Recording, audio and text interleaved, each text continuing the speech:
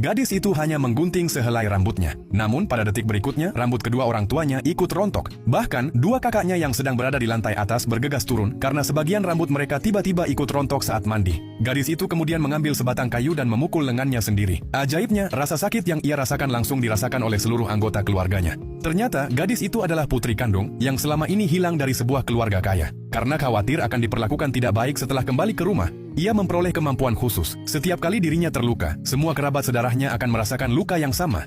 Melihat kemampuan itu, sang ayah tidak berani lengah. Ia memerintahkan para pengawal untuk menjaga putrinya selama 24 jam penuh. Saat itu, putri angkat yang selama ini menggantikan posisinya baru pulang dari berbelanja dan langsung menyadari ada sesuatu yang berbeda. Sang ayah meminta dirinya pergi ke sekolah bersama gadis itu keesokan harinya dan memastikan ia tidak terluka sedikit pun. Di depan keluarganya, putri angkat itu menyetujui permintaan tersebut. Namun, diam-diam ia takut kehilangan posisinya di keluarga sehingga berniat bertindak lebih dulu. Keesokan harinya, ia berpura-pura ingin membantu gadis itu berkeliling sekolah agar cepat beradaptasi. Ia juga menyuruh para pengawal menunggu di gerbang sekolah karena dianggap terlalu mencolok. Gadis itu pun menuruti sarannya tanpa curiga. Namun sesaat kemudian, beberapa teman putri angkat mengunci gadis itu di dalam kamar mandi. Gadis itu memperingatkan mereka agar tidak menyakitinya karena akibatnya akan sangat serius. Sayangnya, putri angkat itu tidak menghiraukannya. Ia berkata bahwa selama tidak ada luka yang terlihat, tidak akan ada yang percaya jika gadis itu mengadu. Tak lama kemudian, kakak keduanya tiba-tiba merasakan sakit di lengannya. Sang ibu di rumah juga merasakan hal yang sama. Kakak sulung dan ayahnya yang sedang rapat pun ikut merasakan rasa sakit itu.